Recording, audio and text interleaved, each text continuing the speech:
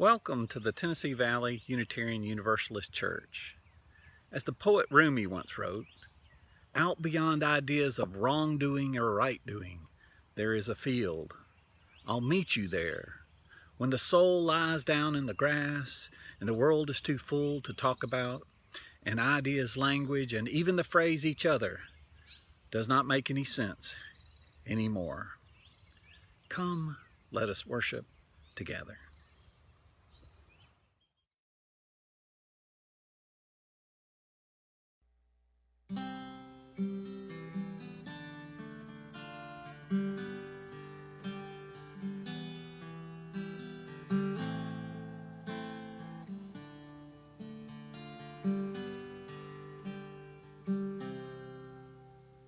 Spirit of life, come unto me.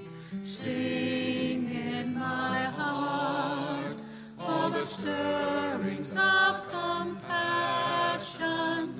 Blow in the wind, rise in the sea, move in the hand, giving life the shape of justice.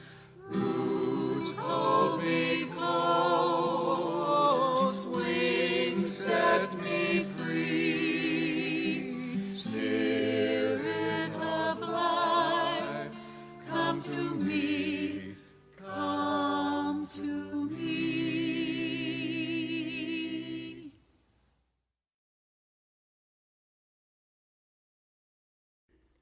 Love is the spirit of this church, and service is its law.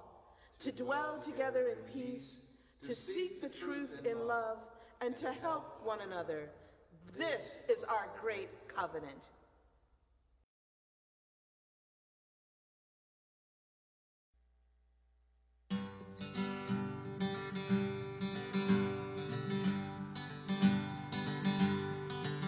Don't gather around people, just stay there at home and admit that the virus around you has grown, and accept it that soon, though you do it with a moan, that your life to you is worth saving.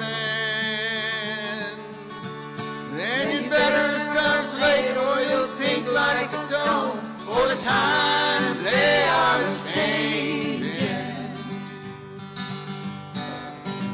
Come writers and critics, prophesy with your pen, and keep your eyes wide, the chance won't come again. And don't speak too soon, for the wheel's still in spin, and there's no telling who that it's naming. For the loser now, we later to win, for the times they are a-changing.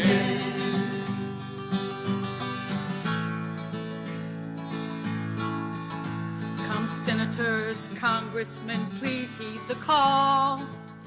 Don't stand in the doorway, don't block up the hall, for he that gets hurt will be he who has stalled. There's a battle outside and it's raging. We'll soon shake your windows and rattle your walls, for the times they are a-changing.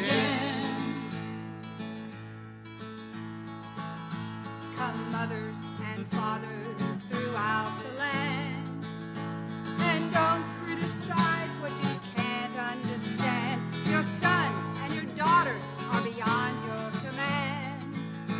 Your old road is rapidly aging. Strung it out of the new one, if you can't lend your hand, for the times they are a-changing.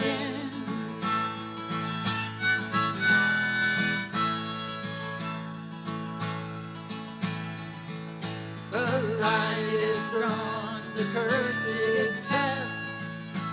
The slow one now will later be fast, as the present now will later be past. The old order's rapidly fading, and the first one now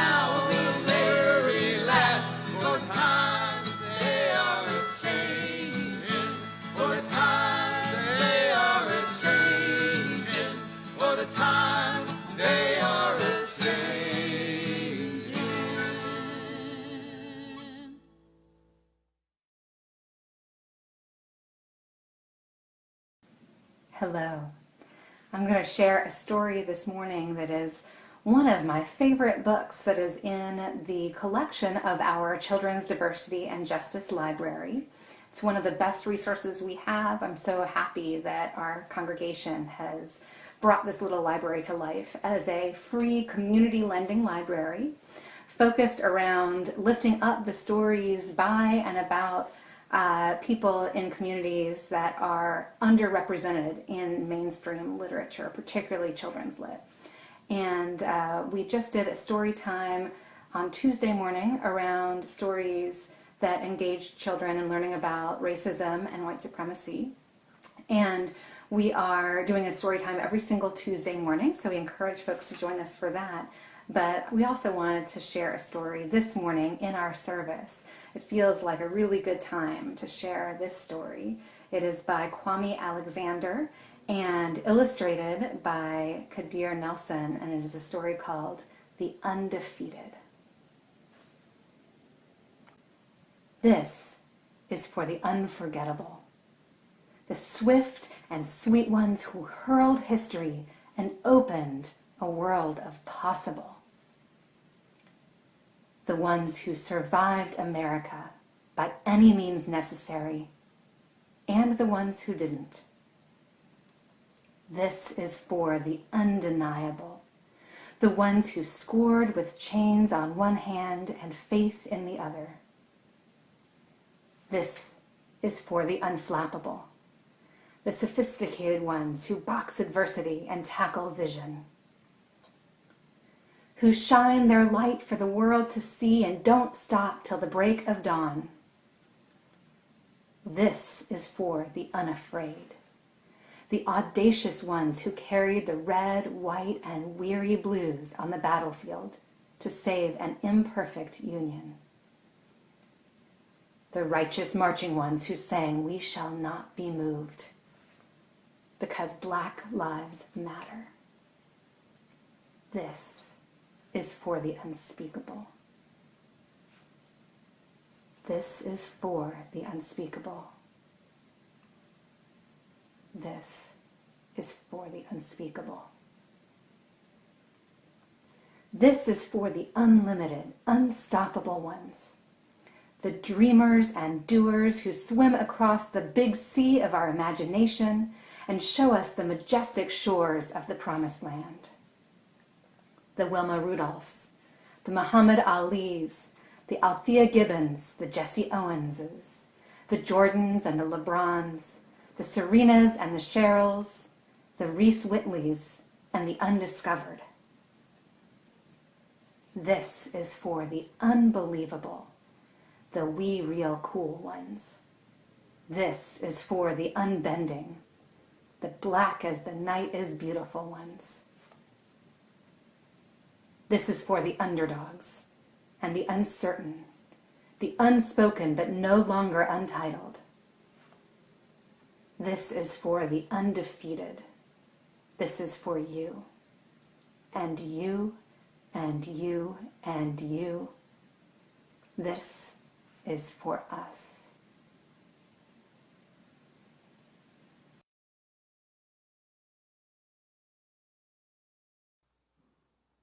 Hater by Maya Angelou. A hater is someone who is jealous and envious and spends all of their time trying to make you look small so that they can look tall. They're very negative people, to say the least. Nothing is ever good enough. When you make your mark, you will always attract some haters. That's why you have to be careful with whom you share your blessings and your dreams, because some people just can't handle seeing you blessed. It's dangerous to be like someone else. If God wanted you to be like somebody else, she would have given you what she gave them, right? You never know what people have gone through to get what they have. The problem I have with haters is that they see my glory, but they don't know my story. If the grass looks greener on the other side of the fence, then you can rest assured that the water bill is higher there too. We all got some haters among us. Some people envy you because you can have a relationship with God. You can light up a room when you walk in. Start your own business. Tell a man or a woman to hit the curb if they ain't about doing the right thing.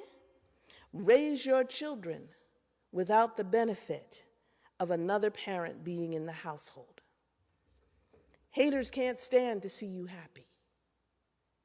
Haters will never want to see you succeed. Most of our haters are people who are supposed to be on our side. Now, how do you handle your undercover haters? You handle these haters by, one, knowing who you are and who your true friends are. Two, having a purpose to your life. Purpose doesn't mean having a job. You can have a job and still be unfulfilled. A purpose is having a clear sense of what God has called you to be. Your purpose is not defined by what others think of you. And three, by remembering what you have is divine prerogative and not human manipulation. Fulfill your dreams. You only have one life to live. And when it is time for you to leave this earth, you want to be able to say, I've lived my life and fulfilled my dreams. And now I'm ready to go home. When God gives you favor, you can tell your haters, don't look at me. Look at who is in charge of me. You know, tell your friends and your family and all you know, and people who are not hating on you, including the person who says how much they love you. Don't worry. Tell them it is not your problem that you don't understand. Tell them that you will pray for them and that their life can be as fulfilled as yours. But here's the most important thing. Do not become a hater.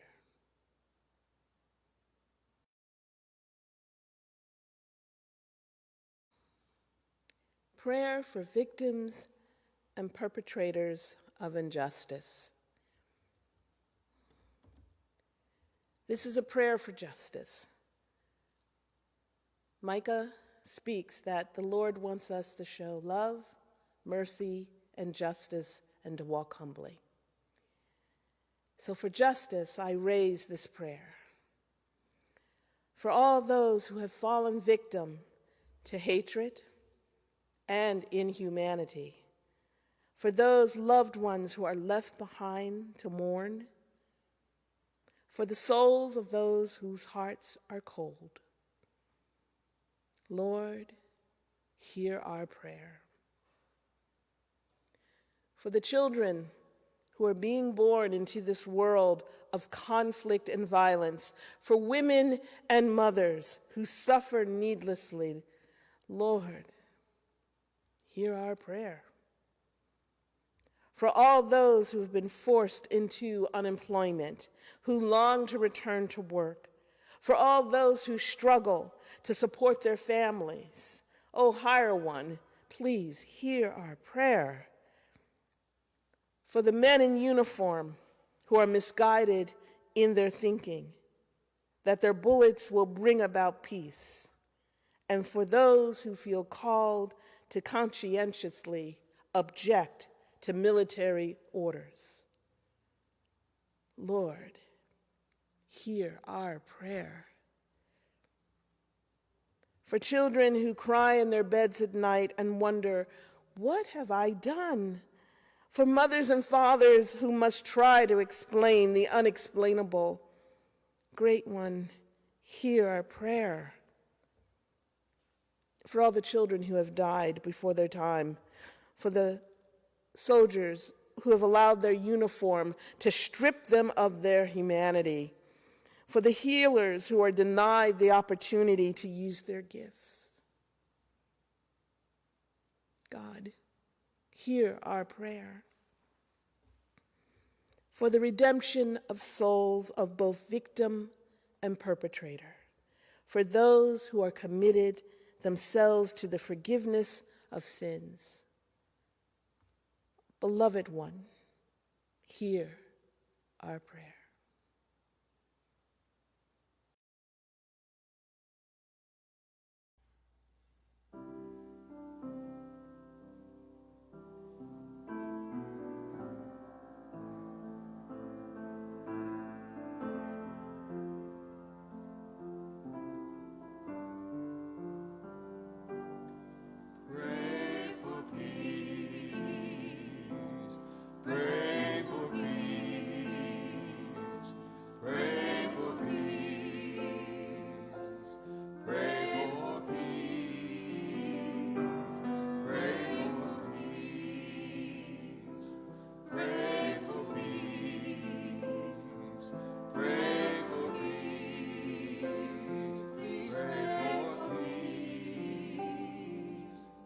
There's power in the number of us praying here on earth.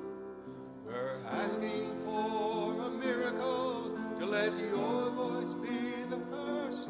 Pray for peace. Pray for a mother. Pray for peace. Pray for a father. Pray for peace. Pray for our children. Pray for peace. And pray for you. Pray for peace. Pray for family. Pray for peace. Pray for brother. Pray for peace. Pray for sister. Please pray for peace. Please pray for everyone. Pray for peace. Pray for our leader. Pray for peace. Pray for forgiveness. We got to pray for freedom. Please pray for Please pray for us. Pray for peace. Oh, pray for wisdom. Pray for peace. And pray for knowledge. Pray for peace. Pray for understanding. Please pray for peace. Pray for the world. Pray for peace. Pray for peace. Pray for peace. Pray for peace. Pray for peace. Pray for peace. Pray for peace. Please pray for peace. Pray for peace.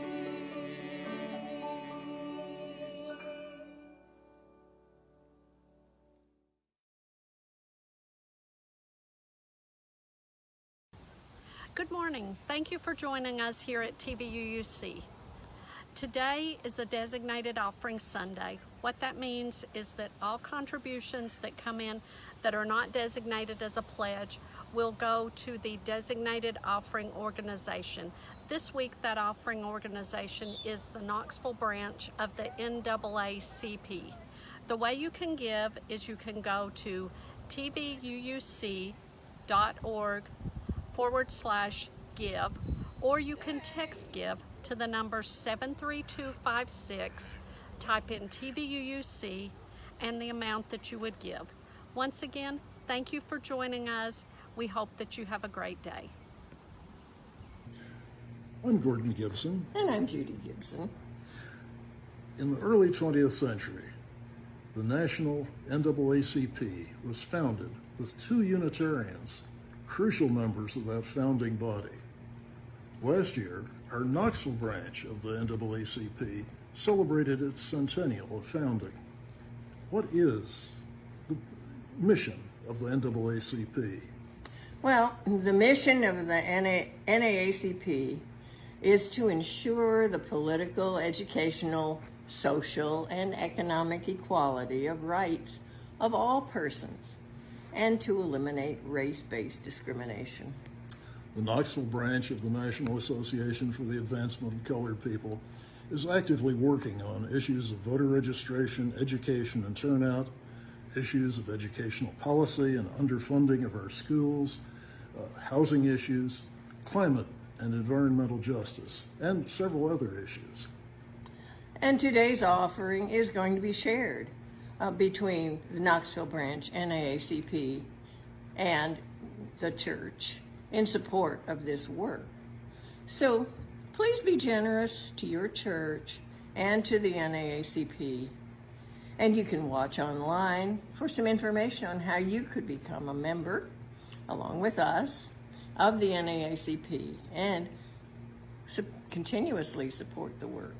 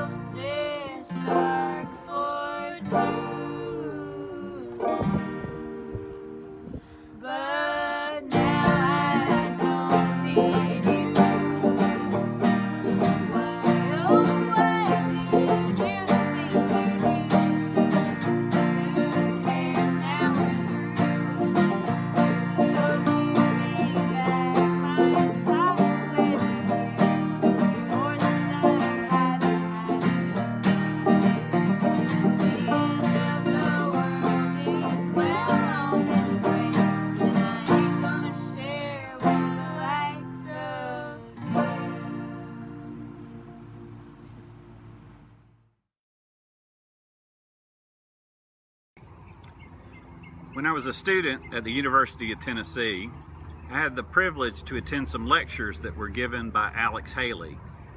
And one of the phrases that he loved to repeat, a phrase that served as kind of a mantra for him, were these words: find the good and praise it. But the other thing we need to know about Alex Haley is that he wrote the book Roots, which catalogs all the horrors of slavery, the viciousness of the kidnappings in Africa, the brutality of the Middle Passage, the horrors of parents being separated from children at the auction block. It is a long, thick book with many stories that catalog the fundamental problems of our nation, the problems of racism and hatred and bigotry and cruelty. The other thing we need to know about Alex Haley is that with Malcolm X, he wrote the autobiography of Malcolm X.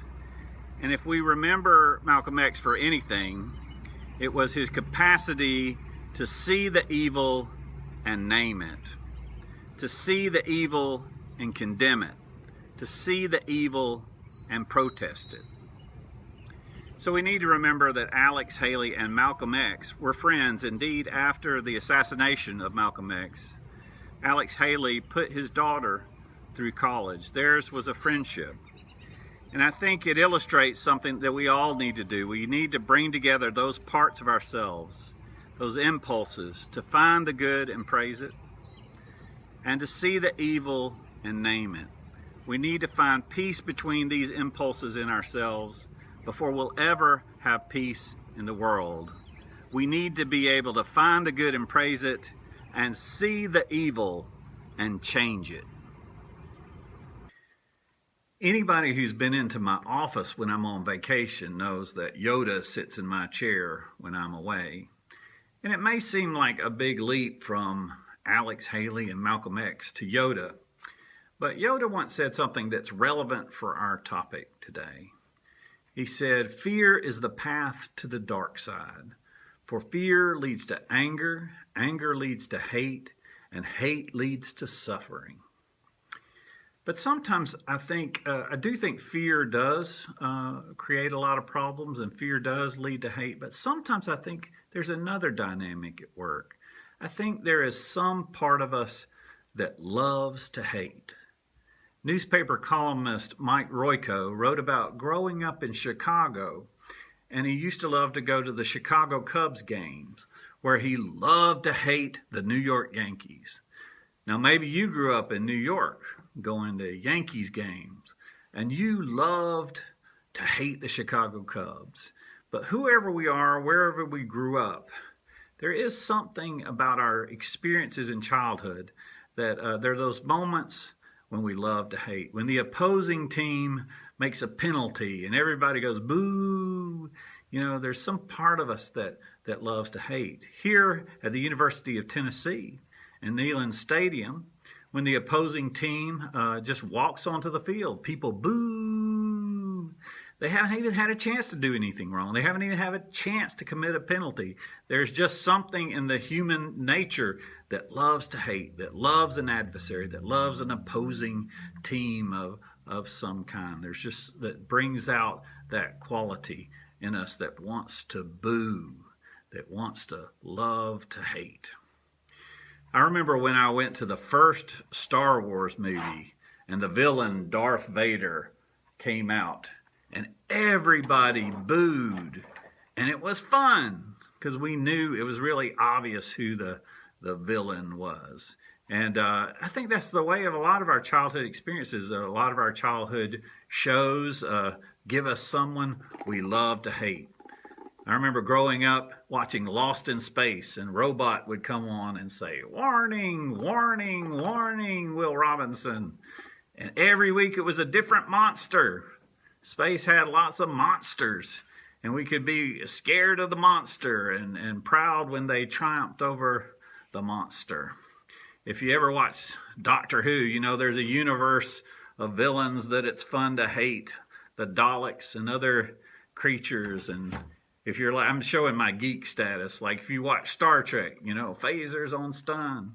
There's the Klingons or the Romulans. So there's part of our childhood and the mythologies that we grow up in that divide things neatly between good guys and bad guys and love and hate. And there's something about us that loves that drama. There's some part of us that loves a villain.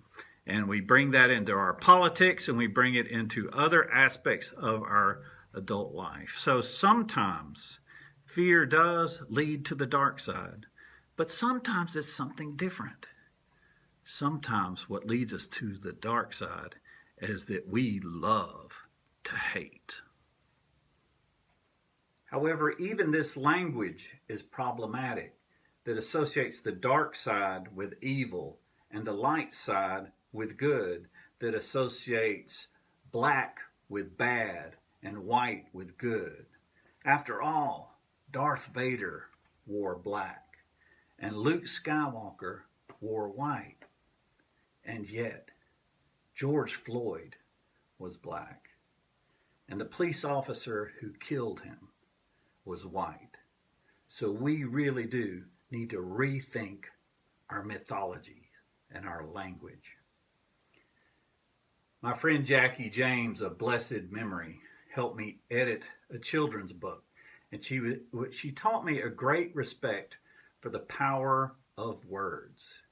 She reminded me as she was editing my text that there are a lot of negative associations with the words darkness or black in our culture, and we need to be careful about how we choose our words. She pointed out words like blackmail or blacklist or black mark or black Monday or black mood or black-hearted or black-plagued or black market, words that make the word black synonymous with evil or bad. She pointed out how in mythology, as we said in Star Wars, the good guy wears white, the bad guy wears black. Superstitious people fear black cats or have foreboding about the dark continent. But in our culture, it's okay to tell a white lie. And it's a good thing to be pure as the driven snow. Angels wear white. Brides wear white. Devil's food cake is chocolate. Angel food cake is white. So you can see in this culture with so much mythology stacked up against the words dark or black, you can see how it is important to have a positive affirmation that says Black Lives Matter. If you go to New York City, one of the very few free things you can do is take the Staten Island ferry. And as you ride that boat across the waters, you can look at the Statue of Liberty with her arm in the sky, standing above the harbor, and you might reflect on the words of poetry that we associate with her image.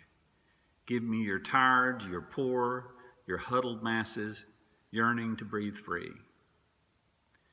But then when you get to your destination, Staten Island, you may be mindful that this is where Eric Gardner lived and died as he was held down by a policeman as he said over and over again, I can't breathe. I can't breathe. I can't breathe. I can't breathe. I can't breathe. I can't breathe. I can't breathe. I can't breathe. I can't breathe. I can't breathe. I can't breathe. George Floyd died in Minneapolis, calling out for his mother. He also said those words, I can't breathe. And his death has inspired a week of anger and outrage and activism. And many who were quick to condemn football players for taking a knee on the field during the national anthem, an act of nonviolence, are quick to criticize rioters for their violence. However, Alex Haley, who reminded us to find the good and praise it, would also remind us of the words of Malcolm X, who said of his own anger and his own outrage, words that I'm only slightly paraphrasing. He said, that's not a chip on my shoulder, that's your knee on my neck. And his words remind us that we have a long way to go before we live in a nation where everyone can breathe free. Sometimes a picture is worth 1,000 words. And this week, while scrolling on the internet, I saw a picture of this shirt, Christ on the cross, saying, I can't breathe. And I was reminded of the Catholic monk, Thomas Merton, who used to be very outspoken in his editorials and in his sermons. He spoke out against the war in Vietnam. He spoke out against the nuclear arms race. He spoke out against racism. And he was so outspoken and so controversial that the Catholic Church silenced him and said he could no longer speak out for peace, and he could no longer write editorials for peace. But they did make one concession. They said, you can pray for peace. In the Tennessee Valley Unitarian Universalist Church, we pray for peace while we work for justice. And we are challenged, and it's a very challenging task for us to address the pandemic of racism, even as we address the pandemic of COVID-19. COVID-19 attacks the respiratory system and affects African Americans at a higher rate than it does whites. It attacks our ability to breathe. And so we want to work for a world where no one has to die saying, I can't breathe. Coretta Scott King once said, hate injures the hater. If we hate someone, it hurts us more than it does them. And so as we move forward, let's find creative ways to overcome our love of hatred, to be able to see the evil and condemn it, to see the evil and protest it, to see the evil and change it, but also to remember, as the Apostle Paul wrote in his letters to the Philippians. He wrote these words. He said, whatever things are true, whatever things are honest, whatever things are just, whatever things are pure, whatever things are lovely, whatever things are of good rapport, if there be any virtue, if there be any praise, think on these things, and the God of peace will be with you. That was sort of the Apostle Paul's wordy way of saying something that Alex Haley said more succinctly. Find the good and praise it.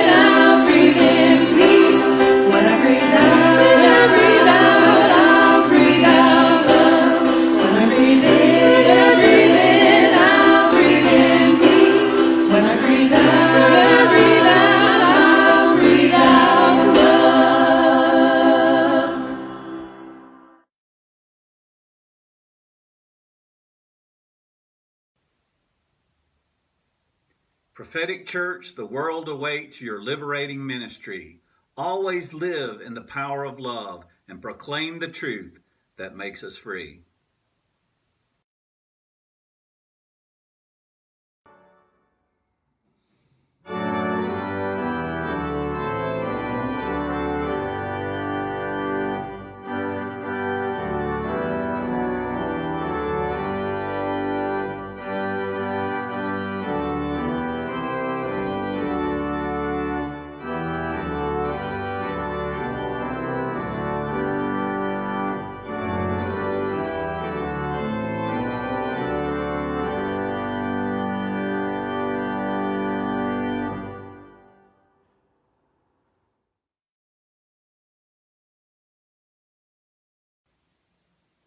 Our worship service is over, but our community building continues. So I invite you to come to one of our virtual events over the week, or reach out to someone you haven't seen in a while. Give someone a phone call, or send someone an email, or give someone a virtual hug.